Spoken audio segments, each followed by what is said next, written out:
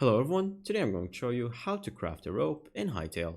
Make sure to watch the video until the end, not to miss any important details. Like and subscribe. All you have to do is first open your inventory, and then from here you're going to have to create a workbench that is made from any tree logs and any stones. Once you place your workbench, open it, and then from here you're going to go to this furnace section right there, and then you're going to create a builder's workbench. And so you can create that with any tree log and any stone. Once that is made, all you have to do is now from here, you're going to click on it. And now from here, you're going to click on the workbench that you're going to create. Place it wherever you want. And then from here, you're going to click. And as you can see, there's an input, and you will have to import plant fiber, which you can get by just cutting down grass or anything on the ground. Once you cut it right there, as you can see, there's a rope, which you can craft. And once you have it, now you have a rope in your hand. And that's pretty much it.